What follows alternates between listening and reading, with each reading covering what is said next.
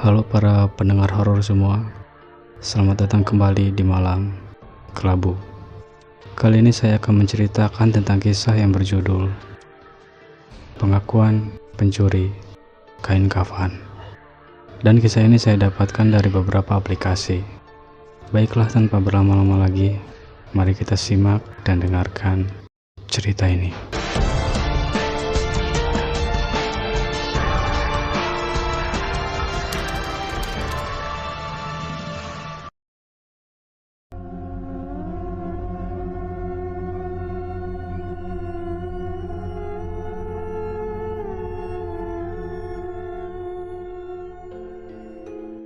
Ada semacam kepercayaan dari segelintir orang yang mempercayai kalau kain kafan orang yang meninggal dunia pada malam Jumat Kliwon bisa dijadikan sarana pesugihan. Karena itulah, biasanya mereka yang keluarganya meninggal dunia pada malam itu akan menjaga kuburan almarhum selama 40 hari. Hal ini mereka lakukan demi menjaga agar hal yang tidak diinginkan terjadi pada kuburan almarhum. Yang tidak mustahil, ada orang yang nekat menggalinya demi untuk mendapatkan kain kafan sang mayat. Secara rasional, orang akan berpikir 2 kali untuk melakukan perbuatan demikian. Rasanya mustahil kalau benda itu bisa mendatangkan kekayaan bagi penggunanya.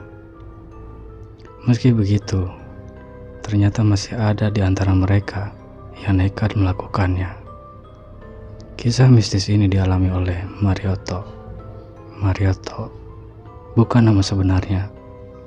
Menceritakan tentang pengalamannya, bagaimana nekatnya dia berusaha mencuri kain kafan seorang ibu muda yang meninggal dunia pada malam Jumat Kliwon. Aku nyaris mati konyol dipukuli orang, Marioto memulai ceritanya. Sampean yakin kalau kain kafan orang mati bisa dijadikan jimat? Tanya Marioto serius. Yang ditanya tidak segera menjawab, karena dia sendiri masih ragu dengan ceritanya itu. Entahlah, aku sendiri belum pernah melakukannya, jawab Gusnan, salah satu teman Marioto. Lantas, dari mana kau tahu cerita itu? Kau ini ngarang ya? Tanya Marioto seraya menepuk bahu Gusnan. Ditanya begitu, Gusnan jadi gelagapan. Benar, aku tidak ngarang kok. Aku mendengar cerita ini dari kakekku. Kakekku pernah bercerita tentang seorang temannya yang tadinya miskin, tiba-tiba mendadak jadi kaya raya karena melakukan pesugihan kain kafan. Aku masih ingat saat itu, aku diajak kakekku ke rumah temannya itu. Meskipun di kampung, tetapi rumahnya besar dan bagus. Isi rumahnya pun begitu mewah. Semua barangnya berharga. Di belakang rumahnya ada kolam ikan yang luas. Saat pulang, kakekku dibekali teman segepok uang. Aku sendiri kecipratan 100.000. Sumpah, aku tidak bohong. Gusnan berusaha meyakinkan Marioto. Cerita Gusnan waktu di warung kopi Maipa itu menambah keyakinan Marioto perihal jimat pesugihan kain kafan itu. Karena sebelumnya dia juga pernah mendengar cerita tentang hal yang sama. Dulu, waktu Marioto bekerja sebagai supir bus antar kota, dia juga mendengar cerita itu. Seorang penumpangnya menceritakan pada Marioto kalau seorang tetangganya mendadak jadi kaya lantaran melakukan pesugihan kain kafan. Padahal sebelumnya tetanggaku itu cuma berjualan bubur ayam keliling. Dia tiba-tiba jadi kaya setelah beberapa hari menghilang. Rupanya diam-diam dia mencuri kain kafan seorang tetangga yang meninggal dunia pada malam Jumat Kliwon, cerita penumpang itu. Saat itu Marioto menanggapi dingin cerita penumpangnya itu. Menurutnya, penumpangnya cuma iseng aja. Mana mungkin orang bisa jadi kaya tanpa kerja keras, batinnya berucap. Baginya cerita penumpang yang didengarnya itu sangat tidak masuk akal. Tetapi sekarang, saat dirinya menganggur karena dipecat dari perusahaannya, Marioto jadi berpikir lain tentang pesugihan itu. Cerita Gusnan dan penumpangnya itu mulai mengusik benaknya. Kalau cerita itu memang benar, kurasa tak ada salahnya jika aku mencobanya, batin Marioto pun berucap. Singkat cerita, diam-diam Marioto mulai kasakusuk mencari informasi bagaimana caranya melakukan pesugihan. Hal itu bermula dari obrolannya dengan Kusnan di warung kopi Maipa di terminal Pasar Tamin. Sambil sesekali menyeruput kopinya, Kusnan bercerita tentang cara orang menjadi kaya dengan melakukan pesugihan kain kafan orang yang mati pada malam Jumat Kliwon dengan menggunakan kain kafan. Dan yang namanya setan memang ada di mana-mana. Makhluk terkutuk satu ini senantiasa berkeliaran mencari mangsa untuk diajak jadi pengikutnya dengan cara menjerumuskan manusia yang lemah imannya. Kali ini yang jadi sasarannya adalah Marioto. Dia merasa senang bertemu dengan Marioto yang saat itu sedang goyah imannya. Malam itu, entah dari mana tiba-tiba muncul seorang kakek yang berjubah hitam di hadapan Marioto yang saat itu sedang sendirian di kamarnya. Kehadiran kakek berjubah itu tentu saja membuat Marioto nyaris pingsan saking kagetnya. Dia berteriak ketakutan, tetapi karena dilihatnya kakek berjubah itu tersenyum ramah padanya, rasa takut Marioto mendadak sirna. Marioto yang mulanya ingin mengambil langkah 1000, jadi mengurungkan niatnya. Siapa kau? Tanya Marioto.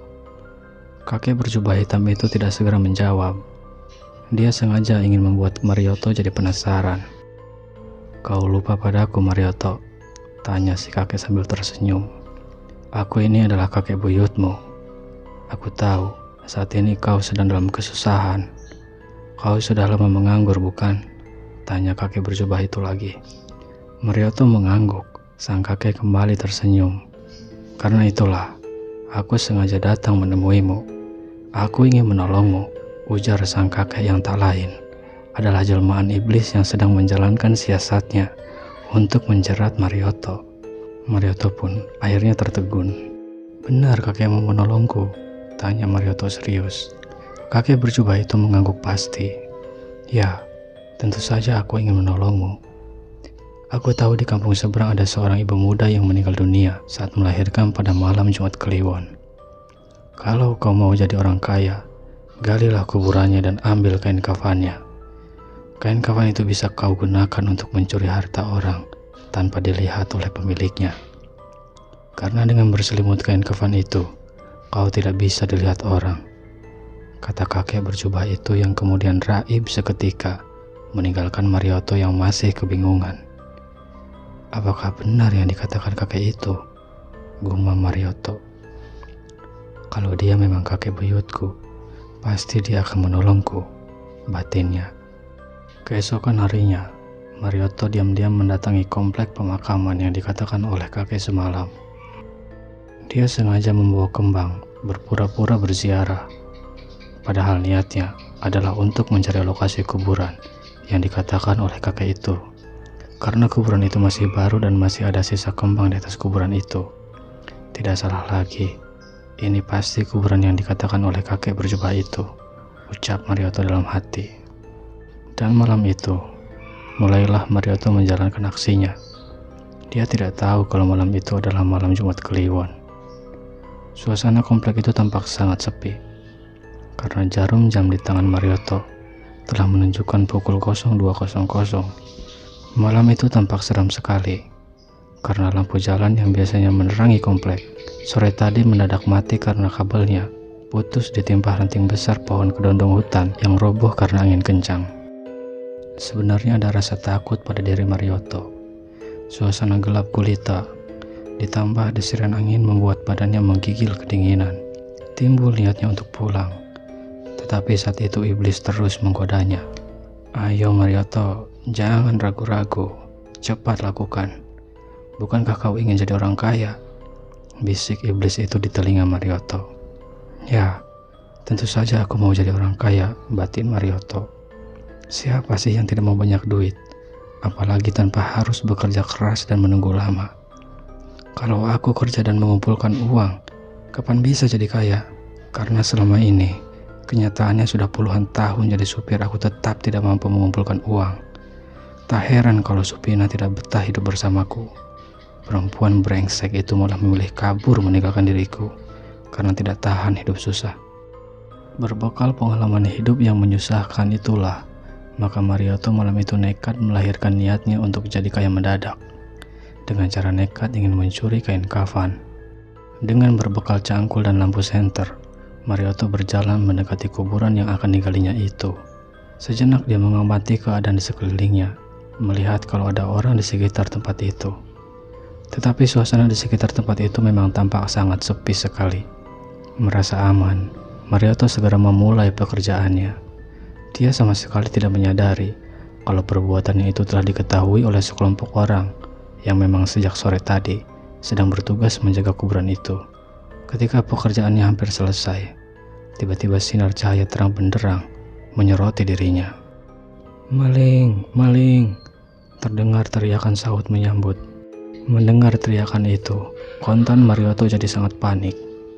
Cepat dia segera mengambil langkah 1000 meninggalkan cangkulnya. Tetapi mereka yang meneriaki Marioto terus mengejarnya dan berhasil mengepungnya. Marioto tidak berkutik. Dia tertangkap dan dipukuli hingga babak belur. Setelah itu, Marioto pun digelandang ke rumah ketua Pak RT yang berada di belakang komplek pemakaman itu.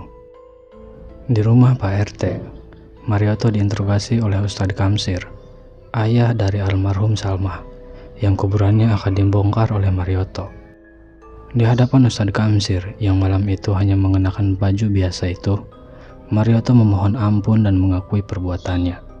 Dia berterus terang, mengakui maksudnya mencuri kain kafan itu. "Jadi, dengan menggunakan kain kafan itu, kau hendak mencari kekayaan?" tanya Ustadz Kamsir. Marioto pun mengangguk. Anggukan itu spontan disambut gelak tawa oleh orang-orang yang hadir di sana.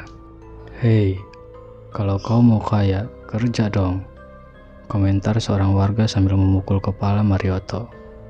"Dasar sinting, mau enak tapi malah usaha, timbal yang lain."